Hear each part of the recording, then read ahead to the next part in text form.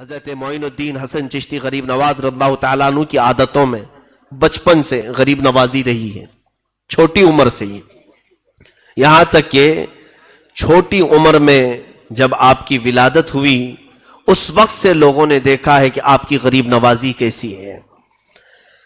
ایک دن باغیچے میں کام کر کے تھک کر بیٹھے تھے کہ ایک کوئی بزرگ آئے، آ کر کے انہوں نے پوچھا کہ کچھ کھانے کو ملے گا؟ جلدی سے اس درویش کو بٹھایا، مدد کرنا آپ کی فطرت میں تھا، بٹھایا اور بٹھا کر کے ایک انگور کا خوشہ توڑ لائے اور لا کر کے انہیں بڑے ادب سے دھل کر کے صاف کر کے ایک ایک انگور پیش کرتے تھے، جیسے کوئی اپنے عزیز مہمانوں کے لیے کرتا ہے۔ اب جب انگور کے خوشے تناول کیے، اس بزرگ نے پوچھا بیٹا تمہارا نام کیا ہے؟ کہا میرا نام حسن ہے اور لوگ معین الدین بھی کہتے ہیں۔ وہ بزرگ چونک گئے اور اس کے بعد انگور کے خوشے کھاتے کھاتے وہ رک گئے۔ کہا میں آج مقصد کو پہنچا ہوں، آج میں اپنے مقصد کو پہنچا ہوں۔ کہا کہ کیا مقصد کو پہنچے؟ آپ ہیں کون؟ انہوں نے کہا ویسے تو میرا نام ابراہیم قندوزی ہے، لیکن لوگ مجھے دیوانہ اور پاگل کہتے ہیں۔ مجذوب تھے وہ، دیوانہ کہتے ہیں اور بچے مجھے پتھر مارتے ہیں، اور میں ہوں بھی دیوانہ۔ اس بزرگ نے کہا تو حضرت غریب نواز کے بچپن کے حالات ہیں، پوچھا آپ دیوانے ہیں تو کس کے؟ تو حضرت ابراہیم قندوسی جو آئے تھے مجذوب، انہوں نے کہا میں حاجی شریف زندانی میرے مرشد کا دیوانہ ہوں، اور انہوں نے مجھے دیوانگی کی حد تک پلایا ہے اور چھوڑ دیا، اور مجھے ایک روٹی دی تھی اور اس روٹی کو یہ کہہ کر کے مجھے دیا تھا کہ جب تم اس مقام پر پہنچو جب تمہیں ساتوں عرش بغیر کسی تکلف کے نظر آنے لگیں تو آدھی روٹی کھانا، یا آدھی روٹی کھا لینا، اور آدھی روٹی اپنے پاس رکھنا۔ ایک بچہ آئے گا معین الدین حسن نام کا، یہ اس کی امانت رہے گی۔ میں اس آدھی روٹی کو پچھلے 30 سالوں سے سنبھال کر رکھا ہوں، آدھی روٹی کو، نہ روٹی سوکھتی ہے نہ سڑتی ہے، میری جھولی میں ایسی ہے۔ وہ روٹی اٹھائی حضرت غریب نواز کو دیا کہ یہ آپ کی امانت ہے، اور اس کے بعد وہ اچھل کود کرتے رہے جیسے دیوانے کرتے ہیں، کپڑے پھاڑتے رہے اور بال اچھالتے رہے اور چلے گئے، غائب ہو گئے۔ حضرت سرکار غریب نواز ان کو پوچھ رہے تھے کہ حاجی شریف زندانی ہے کون جنہوں نے روٹی بھیجی ہے؟ یہ چشتی سلسلہ ہے کیا؟ حضرت ابراہیم قندوزی اچھل کود کرتے ہوئے کہے تو اسی لیے بنا ہے، تجھے سب پتا ہو جائے گا، تو اسی کام کے لیے پیدا کیا گیا ہے، تجھے سب معلوم ہو جائے گا، اب مجھے بتانے کی ضرورت نہیں، غائب ہو گئے۔ وہ آدھی روٹی کھانے کے بعد جو غریب نواز کی زندگی پلٹی ہے، اب دنیا سے رغبت ہی ختم ہو گئی، نہ انگور کے باغیچے میں دل لگتا تھا نہ پنچکی میں۔ اب تک تو قرآن کی تلاوت کرتے ہی رہتے تھے، لیکن اب بے قراری اتنی بڑی، آپ نے سوچا کہ اس دنیا فانی میں رکھا کچھ نہیں ہے، میں رب تبارک و تعالیٰ کے قریب بڑھنے کے لیے کسی شیخ کامل کی طرف چلتا ہوں، علم دنیاوی، علم ظاہری، علم شریعت مصطفیٰ صلی اللہ علیہ وسلم، علم باطنی، یہ تمام علوم کے لیے میں نکلتا ہوں۔ وہ 14 سال کی عمر ہے، اس وقت یہ باغیچہ پورا آپ نے بیچ دیا، پنچکی بھی بیچ دیا، اور جو مال ملا وہ سب فقراء اور مساکین میں تقسیم کیا، تھوڑا سا اپنے کھانے کے لیے اور سفر کے لیے رکھا اور نکل پڑے۔ کچھ لوگوں سے پوچھا علماء کا مرکز کہاں ہے، اقطاب اولیاء کہاں رہتے ہیں؟ کچھ لوگوں نے بغداد کا نام لیا، کچھ لوگوں نے سمرقند کہا، کچھ لوگوں نے بخارا کہا، کچھ لوگوں نے نیشاپور کہا۔ یہ بڑے بڑے، ظاہر سی بات ہے اگر آج ہم سے آپ پوچھیں گے کہاں علم کا مرکز ہے تو ہم بھی 2-3 چیزیں بتا دیں یا کوئی اور بتا دے۔ غریب نواز کو جب اولیاء کاملین کے مرکز کے بارے میں یہ تمام شہروں کا ایڈریس بتایا گیا، آپ نکل پڑے۔ آپ نے ارادہ کیا سب سے پہلے میں بغداد چلتا ہوں۔ بغداد کے سفر پر نکلے، کیسے؟ اسی سنجر سے جب نکلے تو کچھ بھی نہیں تھا، گھر بھی نہیں، کوئی چیز نہیں۔ راستے میں سفر کے دوران آپ کو میں حیرت انگیز بات بتا دوں، غریب نوازی کہتے کسے ہیں، آپ بیچ راستے میں پہنچے تو ایک ایسا ویرانہ تھا، بہت دور تک جنگل اور بیابان जहां हू का आलम तारी है, कोई भी नजर नहीं आता। दो लोगों को देखा गुदड़ी में बैठे हुए हैं, लेकिन थे वो डाकू, वहां भेष बदल करके बैठते थे, रोज आने जाने वालों को रो धो करके या किसी तरह डाका डाल करके माल हासिल करते थे। उस वक्त जब सरकार गरीब नवाज का गुजर उस रास्ते से हो रहा था, तो वो दोनों एक दरख्त के नीचे बैठे। उनके करीब आने से पहले खुद गरीब नवाज उनके पास गए, पूछा, इस बयाबान में आप दो लोगों का तन्हा रात में बैठना क्या माने रखता है? उन्होंने कहा, हम दर हकीकत अजनबी हैं, परेशान हाल है, हमारे पास कुछ भी नहीं है, अगर आपके पास कुछ खाने की चीज है तो दे दे। अपनी झोली में सरकार गरीब नवाज के जो जो कुछ खाने का रखा था सब उठा के उनके सामने रखा। वो दोनों रहजन डाकू खाते रहे। जब खाना मुकम्मल हो गया तो पूछा कि कुछ माल भी है तो दे दे। गरीब नवाज अपनी पूंजी में से जो था निकाल करके सबसे पहले ये कहते हैं, माफ करना, मेरे पास जितना है मैं दे रहा हूं, शायद आपकी जरूरत पूरी इससे ना हो तो मेरे बारे में बुरा गुमान मत करना कि आपकी जरूरत मैंने पूरी नहीं की। ये कह करके माल पूरा दिया, पूरा दे करके ये कह रहे हैं, अगर तुम्हारी जरूरत पूरी ना हुई तो मुझे बुरा मत समझना, मेरी जितनी ताकत थी मैंने दे दिया। झोली पूरी झटक दी उनके सामने। वो दोनों रहजन डाकुओं ने ये पूरा माल लिया और पूछा, आप कहां जा रहे हैं? गरीब नवाज ने फरमाया, बगदाद का सफर है, वहां से नेशापुर है। गरीब नवाज की ये बात सुनकर वो दोनों कहने लगे, ए अजनबी मुसाफिर, तुम्हें मालूम है बगदाद यहां से कितना लंबा सफर है? कहा, हां मालूम है, 1 महीने की मसाफत है, 1 महीने का सफर है पैदल, और उसके आगे नेशापुर उतना ही आगे है। गरीब नवाज से उन दोनों ने कहा, 1 महीने का सफर है, आपकी झोली में न खाना बाकी रहा न माल बाकी रहा, आप कैसे आगे का सफर तय करेंगे? गरीब नवाज ने पलट करके कहा, इस बयाबान और वीराने में तुम जैसों को मौला मुझसे माल पहुंचा सकता है तो मेरे सफर में भी वही इंतजाम करेगा।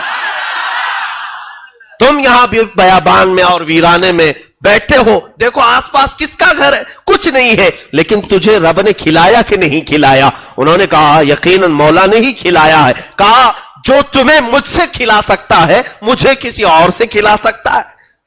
उसके बाद वो दोनों की आंखों से ऐसे आंसू जारी हुए, दोनों ने तौबा की, कदम पकड़ लिया और कहा, माफ करें, हम ना अजनबी हैं ना मुसाफिर हैं, हमने धोखा दिया है आपको, हम डाकू हैं, माल लूटते हैं जो भी यहां से गुजरता है, कभी उससे मीठी चपड़ी बातें करके और कभी जोर जबरदस्ती। सरकार गरीब नवाज ने फरमाया, बस तुम्हारे दिल में अब रब की मोहब्बत आ गई है, तौबा करो और जाओ, ये जो माल मैंने दिया इसी से अपनी जिंदगी पूरी बिता लो। उन दोनों ने कहा, नहीं हुजूर, आप जा रहे सफर में, ये माल रख ले। गरीब नवाज ने फरमाया, अल्लाह रब्बुल इज्जत की रब्बुल आलमीन की ये शान है, जब वो बंदों को देता है तो वापस नहीं लेता, तो बंदा बंदे को देकर वापस मांगे, ये मौला को पसंद नहीं है, मेरे रब को अच्छा नहीं लगेगा। इसलिए हिबा जो होता है वो बख्शिश है और बख्शिश दोबारा मांगी नहीं जाती, आप रख लो इसे। गरीब नवाज ने वापस 1 पैसा भी नहीं लिया, सफर में चल पड़े। बीच रास्ता, रात का आधा पहर गुजरा भी नहीं था कि एक खातून उस रास्ते पर अचानक वारिद हुई और कहने लगी, ए मोइनुद्दीन हसन, आप मुसाफिर हैं इल्म दीन के, आप मुसाफिर हैं राह खुदा के, क्या ही अच्छा हो कि आप मेरे घर में आज एक दिन मेहमान नवाजी को कबूल कर ले। गरीब नवाज ने उस बूढ़ी औरत के घर मेहमान नवाजी को कबूल किया, खाना खाए, रात गुजारी, सुबह उठ करके चले। वो दोनों जो रहजन हैं वो गरीब नवाज के मुरीद भी हैं, खलीफा भी है। वो कहते हैं, हमने गरीब नवाज को रात एक बूढ़ी औरत क्या कयाम करते देखा, सुबह जब वो वापस वहां से चल पड़े, हमने थोड़ी दूर गरीब नवाज को रुखसत किया, वापस आकर के देखा तो ना बूढ़ी है ना घर है, कोई मकान नहीं। उस वक्त यकीन हुआ, सच फरमाया था मोइनुद्दीन हसन ने, जो बयाबानों में जंगलों में हमें खिला सकता है वो मोइनुद्दीन को तन्हा कैसे छोड़ सकता है। सरकार गरीब नवाज रज़ियल्लाहु तआला अन्हु का ये आला तवक्कुल, कुछ ना होकर सफर पर चलना। मेरे अजीजों, ये बोलना आसान है, करना बहुत भारी है, बहुत मुश्किल काम है। ये सफर के दौरान सब चीजें छोड़ करके निकलो तो पता चलेगा कि सफर कहते किसे। सफर इसलिए कि हदीस पाक में अस्सफरु कस्सकर, सफर जहन्नम के रास्तों में से एक रास्ता है, तकलीफ इसमें होगी। लेकिन अभी हम बहुत सारी इंतजामात, बहुत सारे اسباب کے ساتھ چلتے ہیں تو احساس نہیں ہوتا، اے سی میں چلتے ہیں اور بہت شارٹ سفر ہو گیا ہے تو پتہ نہیں چل پاتا، ورنہ سفر تو سفر ہے، اور وہ بھی جب مال کچھ بھی نہ ہو۔ اور اسی سفر کے متعلق میرے آقا صلی اللہ علیہ وسلم نے فرمایا کن عابری سبیلا فی الدنیا کأنک غریب، اے بندے تو دنیا میں مسافر کی طرح جی، ایسا جیو جیسے کہ تم مسافر ہو، اس لیے کہ مسافر بہت سامان نہیں لیتا، سب چھوڑ کر جاتا ہے۔ اور سرکار غریب نواز رضی اللہ تعالیٰ عنہ نے اس حدیث پر عمل کر کے دکھایا، عمل کر کے ایسے دکھایا کہ سب کچھ چھوڑا اور پوری زندگی سفر کی حالت میں رہے، پوری زندگی مسافر جیسا رہتا ویسی رہے۔ جو آپ نے سارا سامان بیچ دیا تھا، رقم بیچی، پھر ان کے راستے میں کون کھلاتا ہے، کسی کو کوئی فکر کرنے کی ضرورت نہیں ہوتی۔ آپ اس طرح سے بغداد مقدس جب پہنچے تو سرکار غوث پاک سے آپ کی ملاقات بھی ہوئی، اور روایات میں ہے کہ تقریباً 57 دن تک سرکار غریب نواز غوث پاک کے ساتھ ایک ہی حجرے میں بیٹھے رہے، ایک ہی حجرے میں۔ اور غوث پاک رضی اللہ تعالیٰ عنہ نے باہر نکل کر کے اپنے مریدین سے کہا اے لوگوں اسے جانتے ہو، یہ جس علاقے سے آیا ہے وہاں سب علاقے کا یہ مقتدا ہوگا۔ مقتدا کہتے ہیں لیڈر کو، راجا کو، آج بھی اسی لیے لوگ راجا کہہ رہے ہیں، اسی لیے کہتے ہیں۔ غریب نواز کو غوث پاک نے فرمایا تھا یہ جس علاقے سے آیا ہے اس علاقے کا مقتدا ہوگا، لیڈر ہوگا، اور ایسا مقتدا انہیں بنایا گیا ہے کہ زمانے گزرتے گئے لیکن وہ مقتدائی اور وہ لیڈرشپ کبھی ختم نہیں ہوتی، وہ سلطنت اور حکومت ختم نہیں ہوتی۔ سرکار غریب نواز رضی اللہ تعالیٰ عنہ وہاں سے نکل کر پھر نیشاپور پہنچے، وہاں پر کچھ لوگ آئے اور ان سے بزرگوں کے بارے میں بات چیت کر رہے تھے، تو ایک بزرگ کا نام انہوں نے لیا کہ یہاں پر ایک بزرگ ہے حاجی شریف زندانی۔ جیسے ہی نام سنا اچھل پڑے، یہ کہاں رہتے ہیں؟ کہا بس نیشاپور سے 8 میل دور ہے، لیکن ان سے ملنے سے پہلے آپ حضرت خواجہ عثمان ہارونی سے ملے۔ کہا وہ کہاں رہتے ہیں؟ کہا وہ مدینہ طیبہ میں رہتے ہیں، اس لیے کہ خواجہ شریف زندانی اب کسی کو ملتے نہیں، وہ اندر ہو چکے ہیں۔ زندانی کہتے ہیں قیدی کو، قیدی کو۔ حاجی شریف رحمت اللہ تعالی علیہ پوری زندگی اپنے آپ کو قید خانے میں رکھ دیا تھا، قید خانہ جیسا ہوتا ہے، ان کو زندانی کہتے ہیں، قیدی کی طرح رہے۔ اس لیے کہ میرے آقا نے حدیث میں فرمایا دنیا سجن للمؤمنین و جنت للکافرین، دنیا مومن کے لیے قید خانہ ہے۔ تو یہ اولیاء ایک ایک حدیث کو لیتے تھے اور اس پر عمل کر کے دکھاتے تھے، قیدی بن کر کے رہے۔ سرکار غریب نواز رضی اللہ تعالیٰ نے وہاں سے مدینہ طیبہ پہنچے۔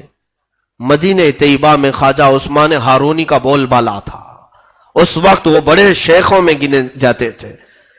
ایک مقام پر آپ درس دے رہے تھے خواجہ عثمان ہارونی، حضرت خواجہ غریب نواز رضی اللہ تعالیٰ عنہ اس حجرے میں داخل ہوئے اور کونے میں بیٹھ گئے۔ وہاں بڑے بڑے مشائخ بیٹھے ہوئے تھے جو ان کی تربیت میں تھے، خواجہ عثمان ہارونی آنکھ بند کر کے وہ بیان کرتے تھے، وہ توحید پر بیان کر رہے تھے۔ اچانک آنکھ کھولی اور کہا گلستان توحید کا کوئی چمکتا ہوا ستارہ مجھے میری محفل میں دکھ رہا ہے، توحید کا کوئی علمبردار میری محفل میں مجھے نظر آ رہا ہے۔ آنکھ کھولی اور محفل سے اٹھے اور اس کونے پر جا کر غریب نواز کا ہاتھ پکڑ کر اٹھایا اور کہا مرحبا مرحبا، آؤ ہماری گدی پر بیٹھو۔ اجنبی تھے غریب نواز، انہیں پکڑ کر کے لائے۔ یہی تو ہم کہتے ہیں کہ اولیاء کاملین صرف ظاہر کو نہیں دلوں تک کو دیکھتے ہیں، ان کی نگاہیں اندر تک کو دیکھتی ہیں۔ حضرت خواجہ غریب نواز کو لایا اور اپنی گدی پر جب بٹھانا چاہے تو آپ کا جسم کانپنے لگا۔ حضرت خواجہ عثمان ہارونی نے کہا کہ میں نے جو بیان کیا ہے اس ادھورے بیان کو مکمل کرو۔ توحید پر بیان کر رہے تھے، حضرت خواجہ غریب نواز ان کے سامنے ہی کھڑے ہوئے اور باقی توحید پر جب بیان کرنے لگے۔ اللہ اکبر۔ روایت میں ہے کہ جتنے اس مجمع میں بیٹھے تھے مشائخ، سب کے سب وجد میں رب العالمین کی بارگاہ میں مہ ہو کر اپنے کپڑے پھاڑنے لگے ہیں حضرت خواجہ غریب نواز کے بیان پر۔ تب آپ نے حضرت خواجہ عثمان ہارونی رضی اللہ تعالیٰ عنہ نے کہا کہ اب میری زندگی کا اختتام آ چکا ہے، جس کا انتظار مجھے تھا وہ پہنچ چکا ہے، جس کی امانت میرے پاس تھی وہ سپرد کرنے کا وقت قریب آ چکا ہے۔ اب حضرت خواجہ غریب نواز رضی اللہ تعالیٰ عنہ کو اپنی گدی کے قریب بلاتے ہیں اور پوچھتے ہیں، بیٹا معین الدین، آسمان کی طرف دیکھو کیا دکھتا ہے؟ کہا آسمان دکھ رہا ہے۔ زمین کی طرف؟ کہا زمین دکھ رہی ہے۔ کہا جاؤ اور 1000 بار درود پڑھو، 1000 بار استغفار، 1000 بار قل هو اللہ، یہ پڑھایا اور کچھ وظیفے پڑھائے، یا قاضی الحاجات، یا شافع یا دافع البلیات، یا کافی المہمات۔ پڑھانے کے بعد غریب نواز کو پھر بلایا۔ اب اپنی انگلیاں خواجہ عثمان ہارونی نے غریب نواز کی پیشانی پر رکھا اور پوچھا اوپر دیکھو کیا دکھتا ہے؟ کہا غریب نواز نے، یا خواجہ عثمان ہارونی، مجھے عرش خدا تک دکھ رہا ہے۔ پہلا، دوسرا، تیسرا، چوتھا، پانچواں، چھٹا، ساتواں آسمان اور سدرۃ المنتہا، عرش خدا نظر آ رہا ہے۔ زمین پر دیکھو کیا دکھتا ہے؟ کہا زمین کے 7 طبق اور تحت الثری تک مجھے نظر آتا ہے، جو زمین کا سب سے نچلا حصہ ہے۔ تو اس پیر کامل نے مرید کامل کو صرف 2 انگلیوں کے درمیان سے پوری منازل طے کرا دیا۔ اور اس کے بعد ایک 4 تر کی ٹوپی ہوتی تھی سلسلہ چشتیہ میں۔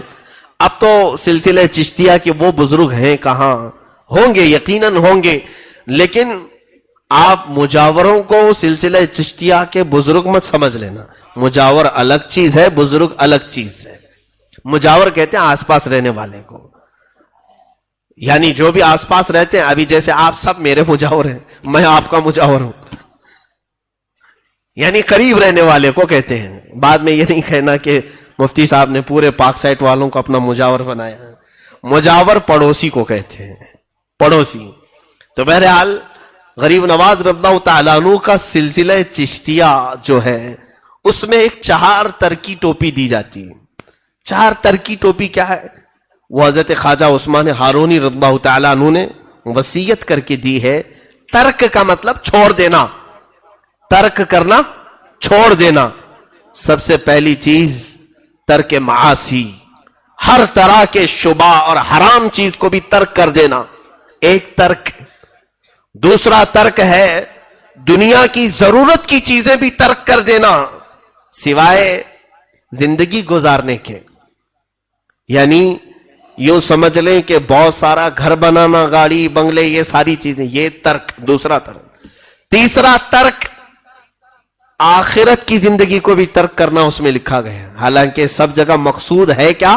آخرت، لیکن سلسلہ چشتیہ میں فرمایا گیا آخرت کا ترک، یعنی تمہیں روز محشر کا وہ خوف نہ ستائے، سورج کے قریب ہونے کا ڈر، جہنم کے ہولناک ہونے کا ڈر، زمین کے پیتل اور تانبے کا ہونے کا ڈر، یہ سب ڈر نکلے۔ آخرت کو اگر یاد کرے تو صرف اپنے خدا کے لیے، صرف میرے رب العالمین کے لیے، باقی سب چیزیں ترک۔ 3 ترک۔ اور چوتھا ترک ہے خواہشات نفس۔ فرماتے ہیں جو چیز تمہارا نفس پسند کرے اسے ترک کرنا۔ وہ کہتے ہیں جب 4 یہ ترک کوئی کر دے تو اسے سلسلے چشتیہ کی 4 ترکی ٹوپی پہنائی جاتی تھی۔ وہ حضرت خواجہ غریب نواز کو ان کے مرشد نے پہنائی۔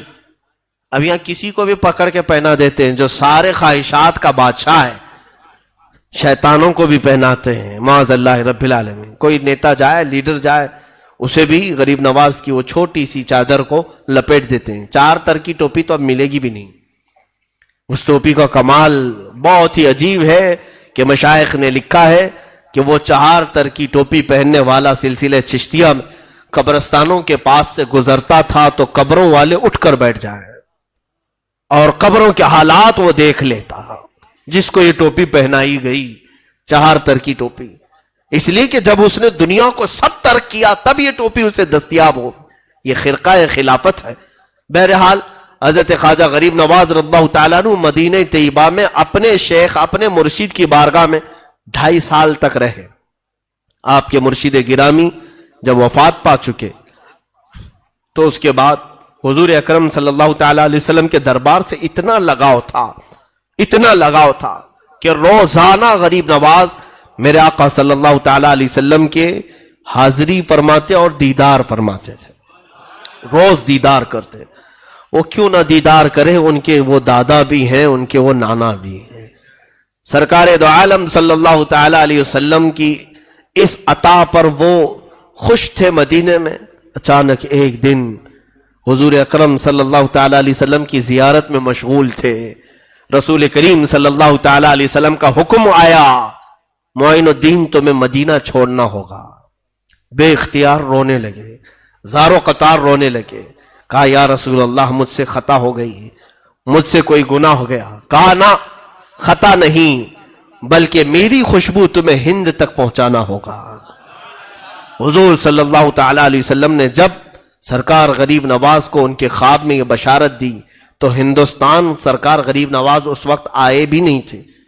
سنجر کا علاقہ ہندوستان میں نہیں آتا ہے، یہ ابھی ایران کے کچھ علاقوں میں یہ حصہ آتا ہے۔ آپ نے سرکار غریب نواز نے پوچھا یا رسول اللہ صلی اللہ تعالی علیہ وسلم، میں نہ ہندوستان کو جانتا ہوں نہ دیکھا ہوں، وہاں کے کسی علاقے کو میں پہچانتا نہیں، وہاں کے لوگوں کی طبیعت کفار و مشرکین کی سخت گیر ہے۔ رسول کریم صلی اللہ تعالی علیہ وسلم نے ان کے سامنے ہندوستان کا پورا نقشہ کھولا، راستے دکھائے، اور پھر فرمایا کہ اے معین الدین تیرا پڑاؤ اس علاقے میں ہوگا، یہ کہہ کر کے میرے آقا نے اجمیر معلیٰ بھی دکھایا۔ اسی لیے اعلیٰ حضرت فاضل بریلوی رحمت اللہ علیہ نے کتاب میں لکھا کہ دنیا میں کچھ وہ جگہ ہیں جہاں پر دعا رد نہیں ہوتی، ان میں سے ایک جگہ اجمیر مقدس بھی ہے۔ کیوں؟ اس لیے کہ اجمیر لوگوں کا بنایا نہیں، غریب نواز کو میرے مصطفیٰ نے اشارہ کر کے بتایا ہے، تو جس طرف میرے آقا کا اشارہ جائے وہ دعاؤں کی قبولیت کی جگہ ہے۔ اجمیر معلیٰ کی طرف میرے آقا نے اشارہ کر کے بتایا کہ یہ تمہارے پڑاؤ، یہ تمہارے ٹھہرنے کی جگہ ہے۔ اب بس یہ اللہ والوں کی بات ہی ایسی ہے کہ اللہ اس کے رسول کے حکم کے آگے یہ سر خم تسلیم کرتے ہیں، سر جھکا لیا اور صبح اٹھتے ہی سفر کے لیے روانہ ہوئے۔ اب سفر پر جب چلے تو پھر یہ کافی لمبا سفر تھا، کئی مشائخ کی بارگاہ میں عبادات اور ریاضات کرتے ہوئے حضرت داتا گنج بخش ہجویری رضی اللہ تعالیٰ لاہور آئے، وہاں پر آپ نے چلہ فرمایا، اور وہاں سے کچھ فقیر آپ کے ساتھ ہوئے، ان فقیروں کے ساتھ ہندوستان کی سرزمین کا سفر آپ نے فرمایا۔ یہ وہ دور تھا جب یہاں پر راجے مہاراجے ہندوؤں کے اور بھی کئی علاقے کے کئی طرح کے مذہب والے یہاں پر جی رہے تھے، اور ان کی تانا شاہی، بادشاہی، ہر طرح کے ظلم و ستم کی کہانیاں بھی بڑی دراز ہیں۔ اس زمانے میں کئی مسلمان بادشاہوں نے یہاں پر حملے بھی کیے اور پھر کچھ علاقے فتح بھی کیے اور کچھ جگہ اسلام کا پرچم لہرایا بھی۔ یہ وہ زمانہ تھا جب شہاب الدین غوری نام کا بادشاہ ہندوستان آتا اور یہاں کے راجوں سے لڑائی کرتا اور واپس شکست کھا کر کے جاتا تھا۔ کئی حملوں میں ایک وقت یہ آیا کہ 1,00,000 کی فوج لے کر کے وہ آیا، لیکن پھر بھی شکست کھا کر ہار کر واپس جا رہا تھا، اور اس وقت دلی کی سرزمین سے وہ نکل کر کے افغانستان کی طرف جا رہا تھا شہاب الدین غوری۔ یہ وہ وقت ہے جب سرکار غریب نواز 7 یا 8 فقیروں کے ساتھ ہندوستان میں داخل ہو رہے تھے۔ وہ داخل ہو رہے تھے جب یہ فوج شکست کھا کر ادھر جا رہی ہے اور 8 فقیر ادھر آ رہے ہیں۔ بادشاہ کی نظر پڑی فقیروں پر، درویشوں پر، روک لیا اپنی فوج کو، کہا انہیں لے آؤ، چہرے سے یہ مسلمان لگتے ہیں، اللہ والے دکھتے ہیں، بلا لاؤ۔ بلایا لایا گیا بادشاہ کے سامنے، حضرت خواجہ غریب نواز رضی اللہ تعالیٰ عنہ اور چند فقیر تھے۔ پوچھا کہاں کا ارادہ ہے، کہاں چلے ہو؟ حضرت غریب نواز نے آنکھیں نیچے جھکائی اور فرمایا ہندوستان فتح کرنے جا رہا ہوں۔ ظاہر سی بات ہے کوئی ایسی بات کہے اور ہاتھ میں کچھ بھی نہیں، سامنے والا تو ظاہری اسباب کو ہی دیکھتا ہے۔ بادشاہ زوردار کہکہا لگا کر کے فوجیوں سے کہا دیوانہ آ گیا، دیوانہ آ گیا۔ کہا کہ کہاں چلے ہو؟ ہندوستان فتح کرنے؟ یہ دیکھو میرے پیچھے 1,00,000 کی فوج ہے، اتنے ہاتھی، گھوڑے، ساز و سامان، ہتھیار، یہ سب لے کر کئی بار میں نے حملے کیے۔ وہاں کی حکومتیں، وہاں کے راجے، وہاں کے مہاراجے بہت سخت گیر ہیں، شکست ہمیں ہر بار دوچار ہمیں ہر بار شکست کا سامنا کرنا پڑا، اور تم 8 فقیر مل کر کے کہہ رہے ہو ہندوستان فتح کرنے چلے۔ حضرت خواجہ غریب نواز رضی اللہ تعالیٰ عنہ نے اس کی سخت باتوں کا کوئی نوٹس نہیں لیا، اور اپنے فقیروں کو ہاتھ میں پکڑا اور کہا چلو چلو چلتے ہیں۔ اور پھر کہا اے بادشاہ غوی شہاب الدین، فرق تجھ میں اور مجھ میں یہ ہے کہ تو جب بھی جاتا ہے اسی فوج کے بھروسے پہ جاتا ہے، اور معین الدین صرف اللہ کے بھروسے پہ جا رہا ہے۔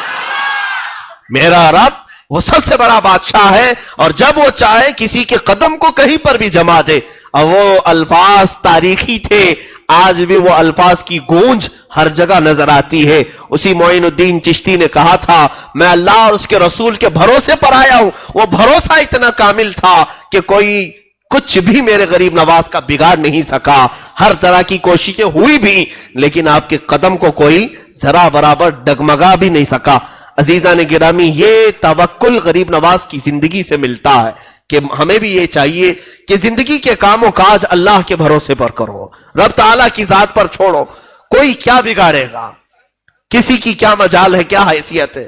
ظاہری طور پر کوئی اگر کچھ تکلیفیں پہنچائے تو یہ ہمارے آزمائشوں کا دور ہوتا ہے۔ رب تبارک و تعالیٰ جب کسی کو مقام دیتا ہے تو پہلے اسے آزمائش سے گزارتا ہے، امتحانات سے گزارتا ہے۔